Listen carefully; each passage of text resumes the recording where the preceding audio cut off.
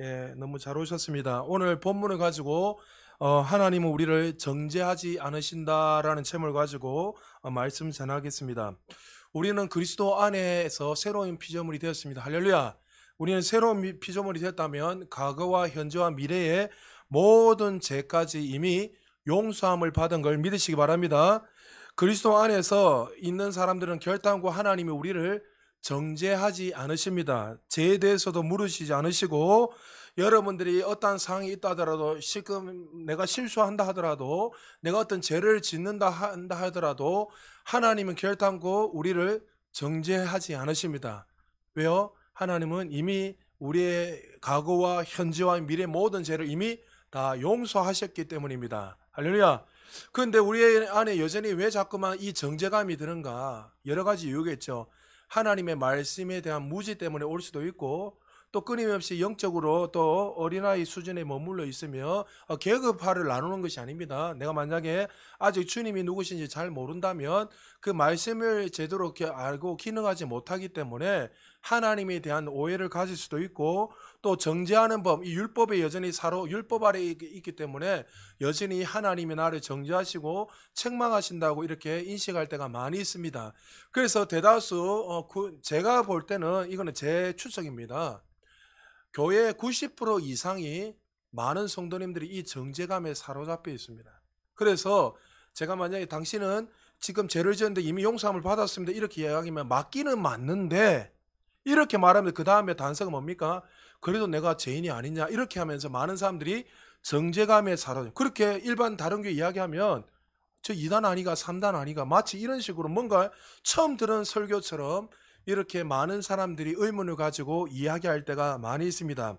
그러나 이미 로마서 우리가 8장 전체 읽지 않았지만 우리가 그리스도 안에 있다면 생명의 법, 성령의 법을 우리를 주장하기 때문에 이제는 우리는 어떻게 해요? 과거와 현재의 모든 미래의 죄까지도 이미 다 용서한 받은 사실을 믿으시기 바랍니다. 성경 몇 구절 타서 확인을 한번 해보겠습니다. 먼저 히브리서 9장 12절에서 12절하고 15절 두 절 우리 한 목소리 다 같이 한번 읽어보겠습니다. 시작. 염소와 송아지 피로 하지 아니하고 오직 자기의 피로 영원한 속죄를 이루사 단번에 성소에 들어가셨느니라. 이로 말미암아 그는 새 언약의 중보자시니 이는 첫 언약 때에 범한 죄에서 속량하려고 죽으사 부르심을 입은 자로 하여금 영원한 기업의 약속을 얻게 하려 하심이라. 아멘. 히브리서 10장 1절 2절 제가 읽어드리겠습니다. 율법은 장차 그리스도께서 우리에게 주실 그 좋은 것들을 어렴풋이 보여주는 그림자에 지나지 않을 뿐 실체는 아닙니다. 그래서 옛 제도에 따라 희생 제물을 해마다 반복해서 드렸지만 사람들은 결코 구원받지 못하였습니다. 만일 거기에 구원할 능력이 있었다면 단 한 번의 희생 제물로도 충분해야 할 것이고, 예배드리는 사람들도 그곳으로 정결해져서 재짓고자 하는 마음이 사라져야 마땅합니다. 그리고 히브리서 10장 10절 14절 두 절 현대어로 번역했습니다. 같이 읽겠습니다. 시작. 그리고 이 새로운 계획 아래 우리를 위해 단 한 번 죽으신 그리스도의 죽음으로 우리는 죄를 용서받아 거룩한 사람이 되었습니다. 그리스도께서는 이 단 한 번의 희생제사로 거룩하게 만든 사람들을 모두 영원히 하나님 앞에서도 완전한 사람으로 만들어 할렐루야. 주셨습니다. 할렐루야. 그리고 우리가 지금 영적으로 어떻게 되어 있는지 또 히브리서 12장 22절 23절 같이 있습니다. 시작. 그러나 여러분은 이미 시온산에 와 있습니다. 이곳은 살아계신 하나님의 도성 하늘의 예루살렘이며 수많은 천사들이 즐겁게 모이는 곳입니다. 또 이곳은 하늘에 등록된 사람들의 교회입니다. 여러분은 모든 민족을 심판하시는 하나님 앞에 와 있으며 하늘에서 구원받고 이미 완전해진 사람들의 영혼 앞에 와 있습니다. 할렐루야. 그러니까 우리가 예수를 나의 구주로 믿고 내가 그리스도 안에 있다면 과거와 현재와 앞으로 닥칠 모든 내가 짓는 모든 죄까지도 이미 어떻게 해요? 그리스도의 그 피로 말미암아 이미 용서함을 받았다는 사실을 믿으시기 바랍니다. 만약에 이 사실이 믿어지지 않으면 우리 안에 어떻게 두려움이 오고 정죄감이 되기 시작합니다. 하나님을 향해서 바라볼 때도 이 두려움 때문에, 이 정죄감 때문에 하나님 앞에 설 수 없습니다. 구약의 사람들은 죄인이었기 때문에 본성 자체가 죄인이었지요. 죄를 지어서 죄인이 아니라. 그들이 하나님의 생명이 들어와 있지 않기 때문에 그 그리스도의 피로 말미암아 구속을 받지 않았기 때문에 그들은 죄인이었습니다. 그래서 그들은 끊임없이 누구를요? 어떤 동물의 짐승을 잡아오면서 대신해서 자신들의 죄를 끊임없이 해결했습니다. 그러나 그 죄가 어떻게 해결한다고 해서 사라집니까? 그래서 금방 우리 제일 처음 읽었죠. 히브리서 9장 12절 염소와 양이 당신들의 죄를 사할 수 없다.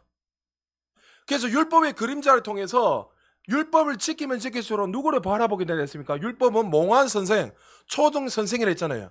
그래서 우리가 아무리 열심히 율법을 완전히 지켜도 이 문제를 해결할 수 없다 해서 이 율법을 통해서 누구를 바라보게 되죠? 메시아, 예수 그리스도. 예수님만이 이 메시아가 오면 우리의 모든 죄와 사망의 법을 다 깨트리고 우리를 생명의 법으로 또 우리를 살리는 법으로 또 의로운 자로 거룩한 자녀로 우리를 삼아주시는 것을 그 율법의 기능을 통해서 알게 해주시는 거예요. 그래서 여러분들이 만약에 지금 내가 정죄감에 사로잡혀 있다 이렇게 생각하면 여러분들이 지금 어디에 지금 구속되고 무엇을 믿고 살아가는지 내 자신을 점검해야 됩니다. 여전히 끊임없이 여러분에게 진리를 말하고 있지만 죄를 짓고 나면 내가 또 정말 하나님이 나를 치실 거야, 나를 죽이실 거야, 정말 그런 마음, 그런 생각을 가지고 있다면 여러분들은 여전히 율법 아래에서 기능하며 살아가기 때문에 하나님이 주시는 그 영생의 복, 그 생명의 복을 누리지 못하며 살아갈 수밖에 없다는 거죠. 그러면 여러분 기억하십시오. 따라합시다. 나는 과거와 현재와 미래의 모든 죄를 이미 다 용서함을 받았다. 할렐루야. 언제요? 2000년 전에 예수님의 그 보혈의 피로 말미암아 우리는 이미 다 용서함을 받았습니다. 그러면 여러분 가운데 저번에도 말했지만 그러면 이 죄를 마음대로 지으면 되는가? 이거에 대해서 우리가 또 알아야 되잖아요. 맞죠? 근데 우리가 마음껏 죄를 지으면 되는가? 아니죠. 여러분 만약에 이 죄가 이제 거듭났다면 이 죄가 하나님과 우리의 관계를 끊어지게 할 수는 없단 말이죠. 이해되십니까? 내가 거듭났다면. 그런데 내가 죄를 계속 짓고 반복적으로 죄를 지면 하나님의 풍성한 삶을 누리지 못하고 우리의 삶에 누가 주관하기 시작합니까? 마귀가 들어올 수 있도록, 마귀가 나와 관계를 맺을 수 있도록 우리의 삶에 마귀에게 문을 여는 일이 일어나는 거죠. 그래서 여러분 로마서 6장 16절에서 우리 16절을 읽어봅시다. 우리 현대로 제가 번역해놨는데 같이 한번 읽어보겠습니다. 시작. 사람은 누구나 자신이 섬길 주인을 스스로 선택할 수 있습니다. 자, 보십시오. 사람은 누구나 자신이 섬길 수 있는 것을 하나님이 하는 게 아니고 여러분이 거듭났다면 내가 선택할 수 있겠죠. 여러분 가운데 어떤 사람은 진리를 선택하고 말씀을 선택해서 하나님 주신 풍성한 은혜를 누릴 수 있지만 또 반대로 어떤 사람은 어떻게 해요? 죄를 선택하고 마귀가 원하는 것을 선택하면 뭐냐면 아마 그 삶의 죽음을 불러들일 수 있고 고통을 부을 수 있는 것은 하나님 마귀 하는 것이 아니라 누가 한다? 내가 한다고 분명히 말씀했습니다. 계속 읽어봅시다. 가령부터 시작. 가령 여러분은 죄를 주인으로 섬겨 죽음을 부릴 수도 있고 순종의 종이 되어 위에 이를 수도 있습니다. 여러분 스스로가 자신을 바치는 바로 그 대상이 여러분의 주인이고 여러분은 그의 노예가 되는 것입니다. 하나님이 예수님 등 이미 2000년 전에 우리의 과거, 현재 모든 미래의 죄들을 이미 다 용서받았습니다. 그러나 내가 그 말씀에 순종하지 않고 죄를 반복적으로 짓고 계속 살아가게 되면 그 죄가 여러분을 갖다가 지옥으로 보낸 거예요. 거듭남이 이미 본성 자체가 의인이 되었잖아요. 이해됩니까? 근데 문제는 뭐예요? 내가 계속 죄를 짓고 불순종하고 하나님 말씀대로 살아가지 않고 내가 원하는 방식대로 끊임없이 살아간다면 누가 주관하기 시작하죠? 사단이 주관해서 여러분이 어떻게 해요? 이 죽음의 종이 되어서 그 삶이 어떻게 해요? 생명으로 누리며 살아간 것이 아니라 사망이 온다는 거죠. 요한복음 10장 10절 같이 읽습니다. 시작. 도둑이 오는 것은 도둑질하고 죽이고 멸망시키려는 것뿐이요 내가 온 것은 양으로 생명을 얻게 하고 더 풍성히 얻게 하려는 것이라. 그러니까 성령의 지배를 받지 않고 말씀대로 살아가지 않은 사람들은 여러분이 이야기했지만 에베소서 5장 15절에서 20절 이후에 읽어보면 어떻게 해요? 술 취하지만 이런 방탕한 오직 성령의 충만을 받으라 하면서 그 앞절에 내보면 지혜로운 자가 되라 하면서 세월을 아끼라 합니다. 세월을 아끼는 방법은 뭡니까? 지혜로운 삶은 어떻습니까? 성령의 지배를 받고 말씀의 지배를 받고 살아가는 거죠. 그러니까 거듭난 사람들은 하나님의 말씀대로 순종하게 되어 있고 그 말씀대로 살아가게 되면 세월을 아끼는 것이고 그의 삶이 형통해 복 있는 사람 악인의 길을 따르지 않으며 하면서 하나님 주신 그 형통한 삶을 날마다 누리며 살아가는 거죠. 왜 많은 사람들이 불순종하며 살아갈까요? 오늘 제가 묵상을 하면서 감사에 대해서 여러분에게도 또 한번 설교하겠지만 감사에 대해서 묵상을 하고 또 여러 가지 경배에 대해서 묵상을 하면서 또 더 높은 차원의 가치를 두고 살아가는 여러 가지 묵상을 하면서 왜 많은 사람들이 예배를 경홀히 여길까?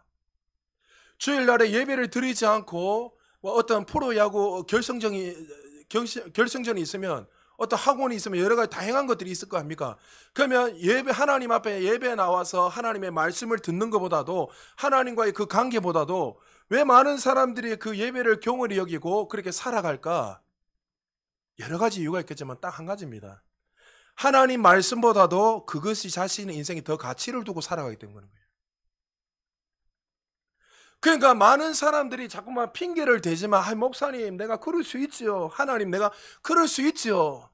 이렇게 많이 이야기합니다. 그렇지만 사실 그 내면에 보면 중심에 보면은 하나님의 그 말씀보다 하나님과 관계 맺는 것보다도 내 세상의 다른 것들에 더 가치를 두고 인정하고 두고 살아가기 때문에 그 삶에 어떻게 해요? 그렇게 나타나는 것이죠. 그러니까 여기서 아까 로마서 6장 16절 분명히 말하잖아요. 내가 지금 어디에 종이 되어 있는가 보면 그의 삶에 반드시 나타난다는 거죠. 사랑하는 여러분, 우리가 이미 죄 용서함을 다 받았지만 끊임없이 반복적으로 죄를 짓고 불순종하게 되면 하나님이 우리를 징계하시고 정죄하는 것이 아니라 어떻게 해요? 마귀가 그 우리의 죄로 인하여서 불순종에 인해서 문을 열어놨기 때문에 마귀가 들어와서 우리를 장악하고 지배해서 우리에게 사망의 법에 안에서 우리에게 죽음의 길로 걸어가도록 그렇게 만든다는 거죠. 여러분, 이런 것들을 한마디로 말하면 어리석은 행동 이야기하는 거죠. 어리석은 행동이고 하나님께서 우리에게 풍성한 삶을 줬지만 그 어리석은 행동으로 말미암아 세월을 아끼지도 못하고 지혜로운 삶을 살지도 못하고 신명기 1장 2절 3절 한번 찾아서 누가 한번 읽어보십시오. 신명기 1장 2절 3절 큰 소리로 누가 종혜 네가 한번 읽어봐.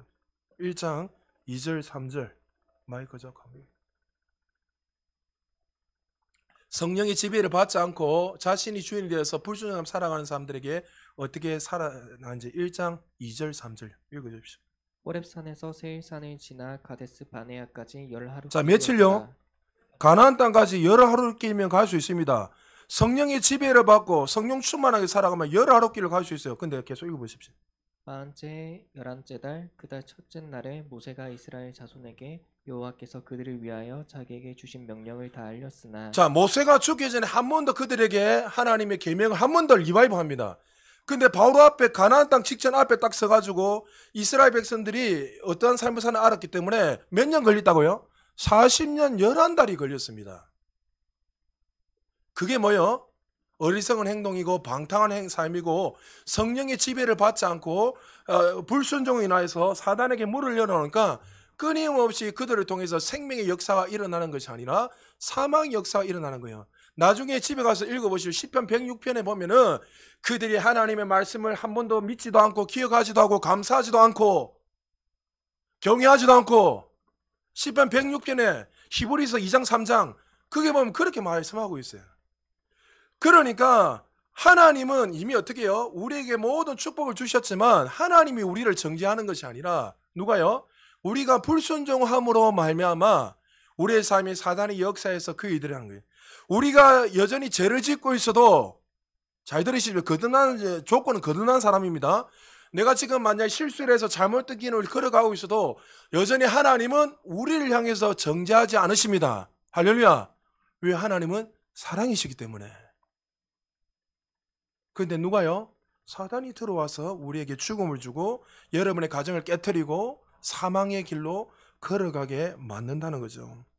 여러분, 하나님께 협력하지 않는 것이기에 하나님이 주신 그 축복을 우리가 오히려 막고 있습니다. 하나님은 우리의 삶에 형통한 삶을 누리며 살기를 원하십니다. 시편 32편 2절 우리 같이 한번 읽어볼까요? 시작. 마음에 간사함이 없고 여호와께 정죄를 당하지 아니하는 자는 복이 있도다. 마음이 간사함이 없다, 거짓이 없다, 제가 주관하지 아니한단 말이죠. 쉽게 말해서 그런 자는 어떻게 해요? 복된 삶, 형통의 삶. 정말 하나님의 그 말씀 앞에 순종하며 살아가는 그 자들에게는 하나님이 주시는 그 형통의 은혜들을 그냥 누리는 거예요. 그 내가 형통은요, 내가 그 말씀에 순종하며 살아가면 형통은 반드시 나타나게 되어 있습니다. 제가 아까 차은이하고 예배 전에 잠시 좀 이야기를 하다 그런 이야기 했습니다. 한 주를 살아가면서 정말 네 삶에 감사하는 일들이 어떤지 한번 기억해봐라. 여러분, 하나님이 보면은 우리에게 이렇게 이야기합니다. 네 인생 속에서 여러분 이스라엘 백성들에게 유월절을 기억해라, 뭐 감사절, 뭐 선절 하면서 기억해라 하잖아요. 기억해라는 거는 뭐예요? 그것을 통해서 하나님의 은택을 잊지 말라는 거예요. 여러분 우리가 추수감사주, 무슨 맥주감사주, 무슨 주일, 무슨 일하며 그걸 여러분 절기로 자꾸 생각하는데 얼마나 우리가 감사를 평소에 안 하면 그 절기를 만들어서라도 감사라 하겠습니까? 근데 그 삶에 감사가 있다는 것은 뭡니까? 늘 삶 속에 그 과거에 하나님의 은혜를 입었다는 거죠. 그러면 그 은혜를 입은 사람들은 하나님이 어떤 분인가 정확하게 알기 때문에 똑같은 상황이 닥칠 때 하나님 말씀 불순종 안 합니다. 여러분 저한테 한번 물어보십시오. 어떤 사람이 목에 칼을 들고 나한테 이렇게 앉아 예수 믿을래 안 믿을래 이렇게 한다면 저는 죽습니다. 자신 있게 죽을 수 있습니다. 왜 그런지 아십니까? 제가 50 가까이, 천국에 떠나서 50 가까이 내가 하나님이 어떤 분인 걸 내가 정확하게 만났기 때문에 내가 그 인생 속에서 하나님이 내 그 고난 가운데 어떻게 하셨고 내 삶 속에 어떤 삶을 주셨고 여전히 어떤 것을 내가 그 은혜를 정확하게 경험했고 알기 때문에 이런 상황이 와도 여전히 하나님이 누구신지 내가 알기 때문에 제가 그 상황 속에서 부인 안 합니다. 근데 우리가 지식적으로 믿는 사람들은 왜? 그 경험이 없기 때문에 부인합니다. 반드시 부인하게 되어 있습니다. 그래서 이스라엘 백성들에게 너희들에게 기억해라. 여러분 한번 확인해 볼까요? 시편 말씀 오늘 본문이 좀 다른데 그래도 한번 감동 오니까 시편 106편 한번 펴보시다. 106편 맞는 거 봐요. 예, 106편 7절. 여러분 성경 있는 거 다 찾아보십시오. 찾을 수 있으면 앞에 좀 떼어주십시오. 106편 7절. 천천히 찾아야 돼. 시편 106편 7절. 없나? 그럼 같이 읽읍시다, 여러분들. 자, 같이 읽읍시다. 시작. 우리의 조상들이 애굽에 있을 때 주의 기이한 일들을 깨닫지 못하며 주의 크신 인자를 기억하지 아니하고 바다고 홍해에서 거역하였느라. 그들이 거역한 이유가 뭐라고요? 하나님이 애굽에서 어떤 일을 기억하지 못했다 되어 있습니다. 자, 13절. 시편 106편 13절. 여러분 나중에 집에 가 106편 전체 한번 다 읽어보십시오. 13절 같이 읽습니다. 시작. 그러나 그들은 그가 행하실 일 곧 잊어버리며 그의 가르침을 기다리지 아니하고 예, 21절 같이 읽겠습니다. 시작. 애굽에서 큰 일을 행하신 그의 구원자 하나님을 그들이 잊었나니. 그러니까 하나님의 그 은혜를 결론은 어떻게 해요? 기억하지 못하고 잊어버렸기 때문에 그들의 삶 속에서 어떤 상황이 왔을 때 그 앞에서 말씀을 거부하고 세상과 타협하며 더 자기들이 생각하는 그 세상의 여러 가지 친구를 만나고 예배를 경홀히 여기고 다양한 막 이유 있잖아요. 거기에서 그 사람들에게 더 귀한 가치를 두고 우선순위를 두기 때문에 그렇게 살아가는 거예요. 만약에 이스라엘 백성들이 이 구원의 은혜가 이 세상에서 그 말씀이 최고의 가치에 있고 믿어졌다면 그들은 그 상황 속에서 절대로 하나님을 부인하지 않았을 것입니다. 그러니까 우리는 우리의 삶 속에서 계속 이 삶을 훈련해야 돼요. 훈련을. 거듭나고 나서 끝나는 것이 아니라 이 은혜를 누리는 것은 누가 하는 거예요? 내 믿음이 얼마나 성장하고 그 말씀에 행하고 살아가느냐에 따라서 우리의 삶에 더 많은 풍성한 은혜가 부어진다는 거죠. 여러분, 제가 주관하지 못하도록 여러분 정말 하나님의 진리가 우리 인생을 주관할 수 있는 그런 우리 모두 되시기를 주의 이름으로 축복합니다. 바울이 은혜에 대해서 말하면서 시편 말씀, 다윗이 말했던 이 시편 말씀을 인용하면서 로마서 4장 4절에서 6절까지 이렇게 말씀하고 있습니다. 우리 한번 같이 한번 읽어보겠습니다. 시작. 일하는 자에게는 그 삭시 은혜로 여겨지지 아니하고 보수로 여겨지거니와 이를 아니할지라도 경건하지 아니한 자를 의롭다 하시는 이를 믿는 자에게는 그의 믿음을 의로 여기시나니 이란 것이 없이 하나님께 의로 여기심을 받는 사람의 복에 대하여 다윗이 말한 바. 바울이 지금 시편 32편 이제 이 말씀을 인용해서 이야기를 풀어서 이야기하는 거예요. 이 구절을 보면 인정하지 아니하셨다거나 아니하신다가 아니라 뭐요? 아니하실 것이라는 미래형으로 설명하고 있습니다. 그러니까 거듭나는 순간에 우리의 과거와 현재와 앞으로 이런 모든 죄들은 이미 어떻게 해요? 용서함을 받은 거예요. 할렐루야. 그러므로 여러분들은 이제 2000년 전에 예수님의 그 보혈의 피로 우리가 다 용서함을 받았기 때문에 여러분들 어떻게 이 종교적 가르침과 율법에 사로잡혀서 정죄감에 들지 않도록 주님을 축복합니다. 그러나 이 죄를 만약에 계속 반복적으로 지고 불순종하면 불순종의 영이 누가요? 사단이 우리의 삶에 개입해서 우리를 그러니까 여러분들 삶을 한번 점검해 보십시오. 왜 우리 집에 지금 어려움이 있을까? 또 우리 집에 왜 어떤 이런저런 것이 있을까? 내 사업이 이런저런 있냐면 다른 게 아닙니다. 하나님이 하신 게 아니에요. 내가 뭔가 잘못된 것을 기능하고 내가 말씀보다도 하나님보다도 다른 것에 기능하고 믿고 살아가기 때문에 거기에서 사단에게 문을 열어놨기 때문에 역사하는 거예요. 할렐루야. 그러므로 하나님은 우리에게 질병을 주신 적도 없고 우리를 죄를 진다고 우리를 치신 적도 없고 여러분의 혹이나 만약에 말씀에 불순종하고 또 여러분들이 만약에 예배를 빠진하더라도 하나님이 우리를 치시든지 죽이시는 적은 없다는 거죠. 왜요? 조건은 거듭남입니다. 왜 그렇습니까? 하나님은 우리를 사랑하시기 때문입니다. 죄를 지으며 형통하지 못한 것은 사실입니다. 그러니까 하나님께서 우리에게 복을 안 주셔서가 아니라 사단이 우리의 삶에 들어와 도둑질하고 죽이고 멸망시키기 때문에 우리의 삶에 그런 어려움들이 일어난다는 거죠. 여러분 만약 우리의 모든 죄가 용서함 받은 사실을 믿지 않고 여러분들이 여전히 지금 정죄감으로 살아가고 있다면 이제 어떻게 그 정죄감 때문에 하나님 앞에 담대히 설 수가 없습니다. 믿음도 가질 수 없습니다. 그러나 이 진리를 믿게 되면 똑같은 죄를 지어도 죄를 지으라고 이야기하는 거 아닙니다. 죄를 지어도 이렇게 말씀할 수 있을 겁니다. 하나님은 결단코 내 자신에게 등을 돌리지 않으신다. 여전히 하나님은 나와 함께 하시고 여전히 나를 축복하시고 나의 어리석음과 나의 불순종을 인하여서 사단이 들어와서 나를 넘어지게 하고 나를 죽이고 멸망시키게 한다 하더라도 이 틈을 내가 준 것이지 하나님이 우리를 죽이시고 멸망시킨 것이 아니다. 그러면서 왜요? 하나님은 사랑이시기 때문에. 그러면서 여러분은 오히려 어떻게 해요? 하나님 주신 진리 안에 서 있으면 사단을 향해서 이렇게 외칩니다. 내가 어리석은 행동을 함으로 말미암아 내가 너에게 문을 열어놔서 네가 들어와서 우리의 가정을 넘어지게 하고 내 삶을 좀먹게 하고 무너지게 하지만 이제는 내가 알았기 때문에 나는 너를 거부한다면서 오히려 마귀를 대적하는 것이죠. 그래서 야고보서 4장 7절에 마귀를 어떻게 해요? 대적하려 돼 있잖아요.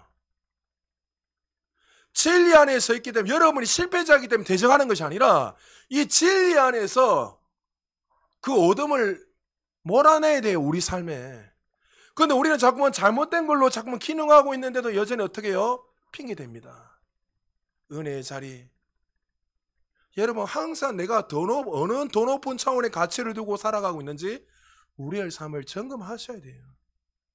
점검하지 않으면 끊임없이 사단이 그것을 통해서 여러분을 정당화시키고 왜 논리적으로 합리적으로 우리는 너무나 인식하고 살아가기 때문에 그것이 맞다고 생각합니다.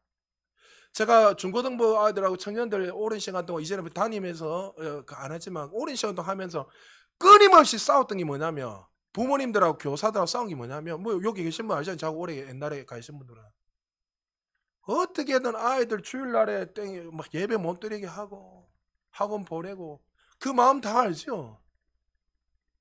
근데 사실 그 내면에 보면요 하나님 말씀보다도 은혜 받는 자리보다도 하나님과 관계를 맺고 그 말씀을 보다도 어떻게 해요? 학원이 더 가치를 두기 때문에. 왜요?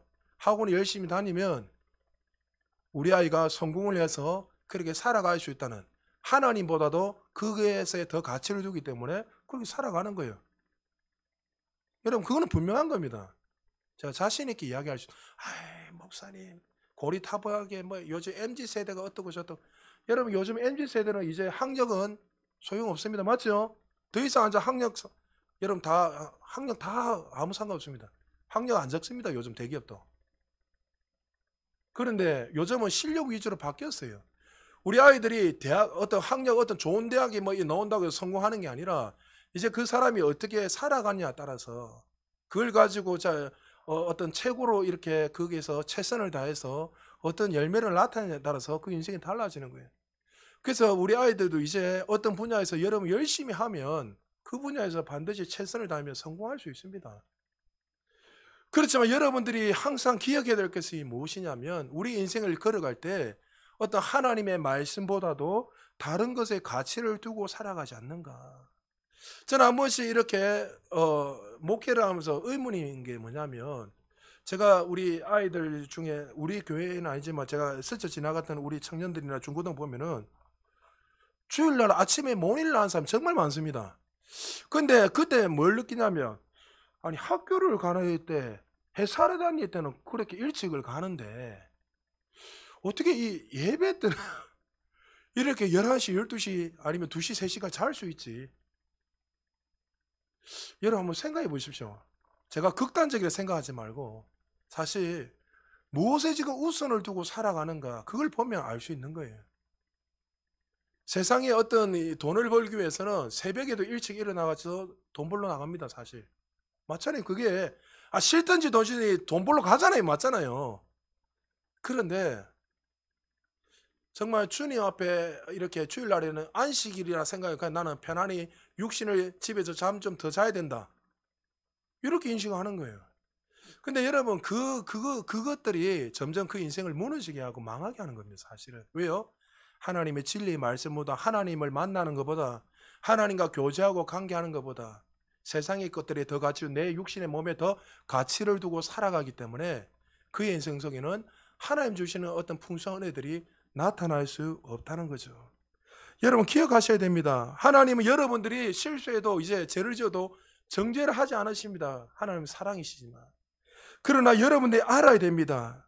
내가 불의를 용서받고 다 받아도 내가 만약에 그 여전히 죄악 가운데 말씀보다 다른 것을 집중하며 살아간다면 하나님이 우리를 책망하시는 것이 아니라 사단이 우리에게 들어와서 죽이고 멸망시키기 때문에 그의 인생에 더 풍성한 삶을 누릴 수 없기 때문에 하나님이 그렇게 살지 말라고 우리에게 말씀하고 있습니다. 자, 시편 103편 11절 12절에 하나님 우리에게 어떻게 용서하셨는지 한번 읽어보겠습니다. 시작.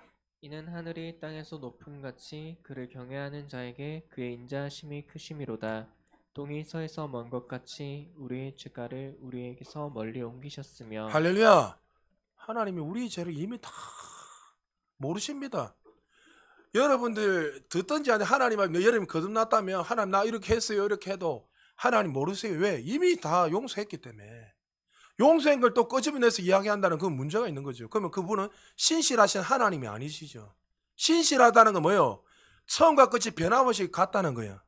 아브라함 그 언약에 대해서 신실하지 못했습니다. 그러니까 믿지 않으니까 불순종하게 되고 그에게 어떻게 불순종에 인해서 문제가 생겼지만 하나님은 아브라함이 불순종한다 하더라도 여전히 신실하신 그 언약에 신실하신 그 하나님께서는 그를 통해서 이삭을 낳게 하신 거예요. 하나님 신실하세요. 그리고 창세기 히브리서 8장 12절 같이 읽겠습니다. 시작. 내가 그들의 불의를 긍휼히 여기고 그들의 죄를 다시 기억하지 아니하리라. 할렐루야. 다시 죄를 기억하지 아니하신다. 그리고 히브리서 10장 17절 같이 읽겠습니다. 시작. 또 그들의 죄와 그들의 불법을 내가 다시 기억하지 아니라 하셨으니. 할렐루야. 아니 하나님이 기억 안 한다는데 왜 자꾸 끄집어냅니까? 여러분들 기억 안 하신다는데. 그러나 우리가 왜 회개한다는 것은 여러분 죄를 끄집어내 그게 아니죠. 왜 회개해야 됩니까? 회개하지 않으면 내 안에 어린 사람들은 요한 1세 보면 정죄감이 생길 수도 있고 회개하지 않으면 뭐하면 어떻게 해요? 좀 이따 설명하겠지만 마귀가 참소하고 공격하고 그 문을 열어놨기 때문에 우리가 거기에서 돌이켜서 말씀 가운데 회개는 어떻게 해요? 내 초점이 어떻게 해요? 육신의 생각에서 말씀으로 바뀌는 거예요. 할렐루야. 회개는 눈물 흘리는 게 회개가 아니란 말이에요. 자꾸 뭐 우리 한국교회 이상하게 자꾸 회개가 눈물만 흘려가지고 돌아서면 또 반복적으로 죽어요. 그게 무슨 회개입니까? 회개는 어떻게 해요? 하나님의 진리에서 벗어난 것을 하나님의 그 뜻 가운데 벗어난 것들을 어떻게 돌이켜서 진리 가운데 걸어가는 거 그게 회개잖아요. 그래서 오늘 이 시간에 여러분이 말씀을 들으면서 하나님이 말씀 교훈과 책망과 바르게과 의료 교육에 이 말씀을 증거했을 때 여러분 삶 속에 지금 진리에서 벗어나서 잘못된 길로 걸어가고 있다면 그 말씀을 통해 성령께서 말씀하실 때 그것을 수정하고 교정해서 바꾸가는 그게 회개예요. 회개. 그럴 때 그의 삶에 전진이 일어나고 이미 주신 그 승리와 축복을 날마다 누리며 살아갈 수 있다는 거죠. 하나님은 우리를 결단코 정죄하지 않으십니다. 다시는 여러분의 그 미래에 일어날 지금 현재의 죄들을 묻지 않으십니다. 왜요? 하나님은 사랑이시기 때문에. 할렐루야. 하나님께서 이 땅에 물로 심판하실 때, 노아를 통해서 심판하실 때에 다시는 하나님께서 어떻게 해요? 물로 심판하지 않으신다고 우리에게 약속하셨습니다. 창세기 9장 11절 12절 한번 읽어보겠습니다. 시작.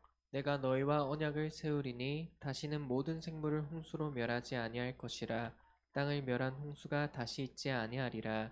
하나님이 이르시되 내가 나와 너희와 및 너희와 함께하는 모든 생물 사이에 대대로 영원히 세우는 언약의 증거는 이것이니라. 할렐루야.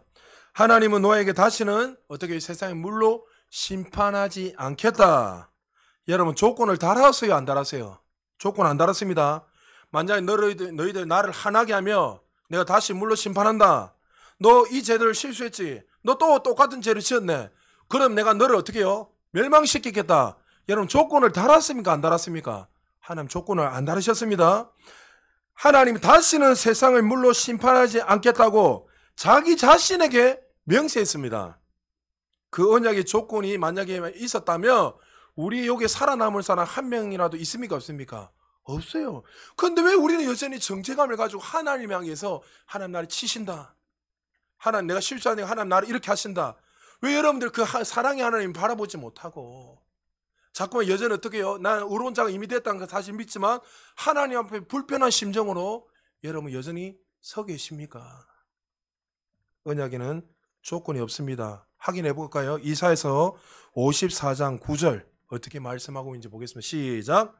이는 내게 노아의 홍수와 같도다. 내가 다시는 노아의 홍수로 땅 위에 범람하지 못하게 하리라. 맹세한 것 같이 내가 내게 노하지 아니하며 너를 책망하지 아니하기로 맹세하였노니. 할렐루야.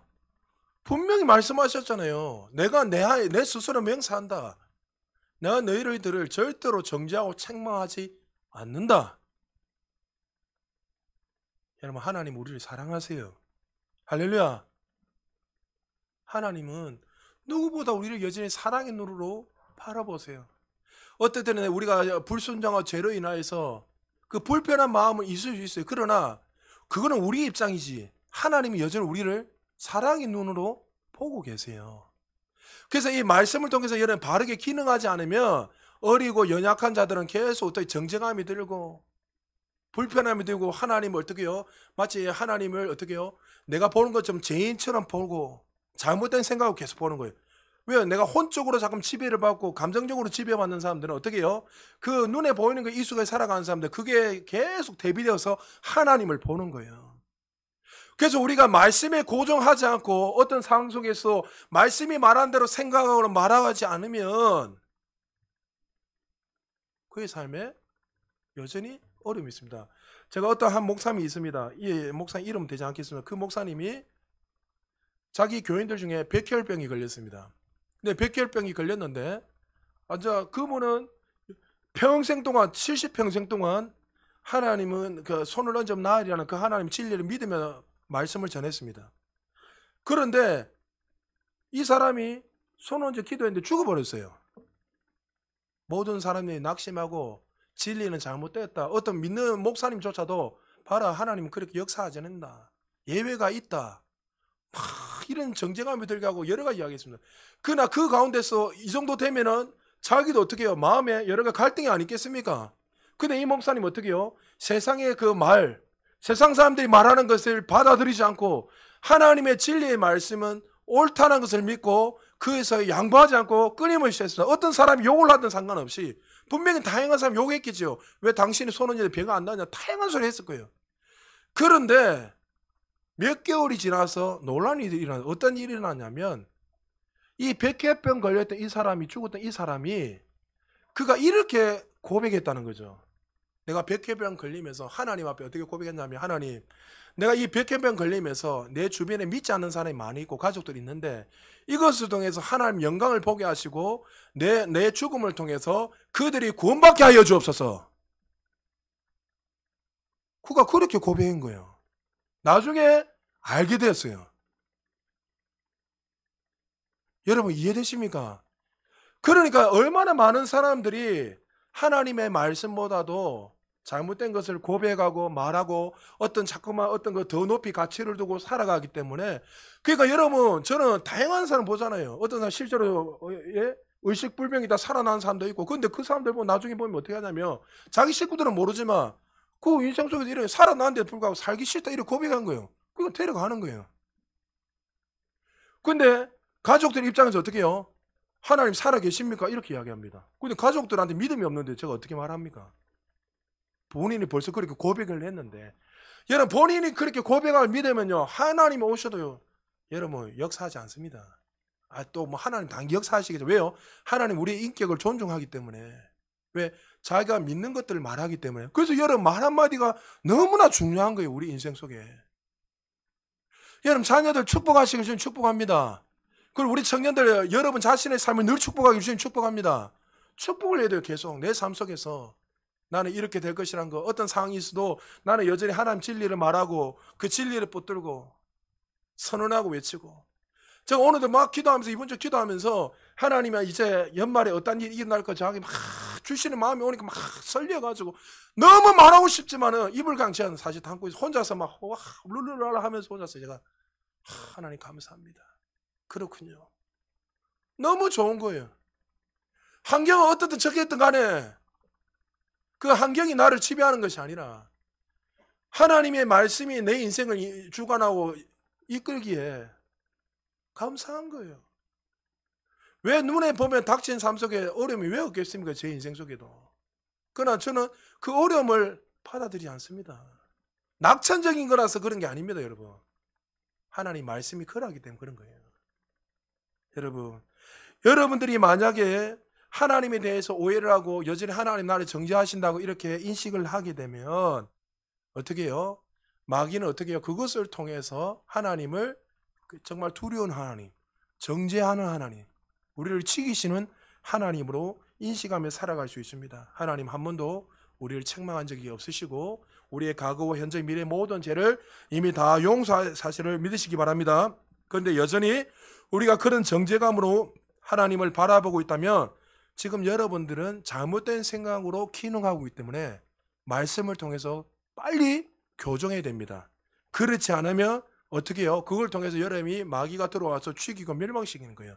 자, 맞는지 확인해 봅시다. 계시록 12장 10절 같이 한번 읽어보겠습니다. 시작. 내가 또 들으니 하늘에 큰 음성이 있어 이르되 이제 우리 하나님의 구원과 능력과 나라와 또 그의 그리스도의 권세가 나타났으니 우리 형제들을 참소하던 자 곧 우리 하나님 앞에서 밤낮 참소하던 자가 쫓겨났고. 자, 누가 우리를 참소하죠? 마귀가 끊임없이 참소하는 거야. 온다. 참소하는 거예요. 끊임없이 하나님께서 하나님의 이 진리 안에 우리가 붙들지 않으면 여러분 어떻게 해요? 마귀가 우리의 연약함과 그것을 통해서 어떻게 해요? 거짓을 말하고 불평을 말하고 그것을 통해서 어떻게 해요? 하나님의 자녀로서 의롭게 살아가지 못하도록 우리에게 정죄감을 계속 주는 거예요. 그래서 요한일서 여러분 1장부터 해서 4장까지 쫙 읽어보면 어떻게 해요? 어린아이 때는 이 그 말씀을 통해서 제대로 기능하지 못하니까 하나님에 대해서 오해하게 되고, 그래서 그 오해 때문에 여러분 신앙생활을 오래 한다고 해서 그 사람이 성숙하다고 생각하시면 안 됩니다. 많은 사람들은요 40년 50년 동안 저한테 이렇게 상담 오는 분들이 나름대로 있잖아요. 그분들 뭐 70년 80년 이렇게 신앙생활 하는 사람도 있습니다. 근데 제가 딱 보면 어린아이 자기는 어떻게 해요? 교회에서 열심히 일하고 열심히 막 이렇게 섬기고 근데 하는 행동을 보면요 어린아이입니다. 근데 본인은 그걸 몰라요. 여러분 장성한 자들은 어떻습니까? 하나님의 마음을 알고 그 말씀대로 살아가는 거예요. 어떤 똑같은 것이 있어도 그게 세상에 어떤 가치를 두고 살아가는 것이 아니라 눈에 보이는 것을 선택하고 살아가는 것이 아니라 하나님이 말씀하시면 그 말씀 앞에서 내가 볼 때는 이렇게 가면은 안 될 것 같아요. 근데 어떻게 해요? 그 말씀대로 선택하고 가는 거예요. 그게 성숙한 사람이에요. 그래서 바울도 어떻게 해요? 그 빌립보 감옥에서 로마 감옥에 갇혀있어도 내가 기뻐한다. 다시 말하면 기뻐한다. 너희도 기뻐해라. 왜 그랬었죠? 그 환경이 그 인생을 좌지우지하는 것이 아니라는 것을 그는 알았어요. 그 여전히 그 환경에 여러분들은 물질이 오면 행복해하고 물질이 없으면 씁쓸하고 자녀가 잘 되면 행복하고 자녀가 안 되면 여러분 슬퍼하고. 죄송하지만 제가 볼 때는 어린아이입니다. 제가 볼 때는. 제가 틀릴 수 있습니다. 제가 보는 눈으로는. 하나님 주신 가치는 그 정도 수준이 아닙니다. 하나님을 알고 하나님이 우리에게 어떤 일을 하셨는지 여러분 한번 묵상해 보시죠. 얼마나 우리에게 좋으신 하나님이 많은 은혜 주셨는지. 여러분이 고난을 왔을 때 그 고난 가운데 이기게 하시고, 사실 여러분 가운데 한 번 이상은 다 죽음에서 구원받는 경험이 다 있을 것입니다. 어떤 다행하게, 어떤 절망 가운데, 낙심 가운데, 다행한 나름대로 분명히 있을 거예요. 그 경험을 했다면 하나님이 어떻게 해요? 우리를 신실하신 하나님, 우리 인생을 이끌어가는데 그 사실을 분명하게 믿고 감사하게 된다면 우리의 삶에 더 많은 감사들이 끊임없이 나올 수 있죠. 사랑하는 여러분, 마귀가 끊임없이 우리의 삶에 참소하면서 하나님을 향해서 그렇게 우리를 어떻게 해요? 부정하게 만들고 정죄감이 들게 합니다. 사랑하는 여러분, 하나님은 사랑이십니다. 오늘 말씀을 통해서 다시 한번 기억하십시오. 하나님은 한 번도 우리를 정죄하지 않으십니다. 왜요? 우리가 거듭났다면 과거와 현재와 미래 모든 죄가 이미 예수님의 그 보혈의 피로 말미암아 다 그리스도 안에서 용서함을 받았기 때문에. 그러므로 여러분들 이제는 정죄감 앞에서 서지 말고, 혹시 여러분 가운데 한 주에 살아보니까 또 실수하고 넘어졌다면 그 정죄감이 서는 것이 아니라, 내가 이 불순종으로 말미암아 사단이 지금 개입해서 나에게 그런 마음을 준다는 걸 알고 여러분 빨리 그것을 돌이켜서 사단이 역사하지 못하도록 하나님의 그 진리 안에서 여러분 기능하면서 서십시오. 할렐루야. 그럴 때에 평강의 하나님께서 우리를 주장하는 거예요. 그 샬롬의 하나님께서 우리 인생에 더 영광에 더 큰 영광으로 올라갈 수 있도록 더 큰 은혜를 주시는 거죠. 오늘 본문 한 번만 더 읽고 마무리하겠습니다. 빌립보서 8장 1절하고 34절 우리 두 절만 같이 읽고 마무리하겠습니다. 같이 읽습니다. 시작. 그러므로 이제 그리스도 예수 안에 있는 자에게는 결코 정죄함이 없나니 누가 정죄하리요? 할렐루야. 그분이 우리 하나님이세요. 사랑하는 성도 여러분, 말씀 마무리합니다. 하나님은 사랑이십니다. 하나님 우리를 향해서 진노하지 않으셨습니다. 그러므로 여러분의 삶 속에 오늘도 기도하시면서 좋으신 하나님을 묵상하십시오. 혹시나 여러분한테 불순종을 인해서 사단이 개입하고 역사하고 있다면 그 죄를 회개하고 돌이켜서 좋으신 하나님 앞에 서십시오. 진리가 여러분 앞에 계속 우뚝 설 수 있도록 양보하지 말고, 진리가 계속 나타날 수 있도록 양보하지 말고 계속 여러분들이 그 진리를 말하고 고백을 하고 전진하십시오. 그럴 때 하나님께서 주시는 그 축복, 이미 주셨던 그 은혜들이 우리의 삶이 제한되지 않고 더 풍성하게 나타날 것입니다. 여러분, 오늘 이 말씀을 가슴에 깊이 새기셔서 여러분의 삶에 늘 감사함으로 기쁨으로 살아갈 수 있는 우리 모두 되시기를 주의 이름으로 축복합니다.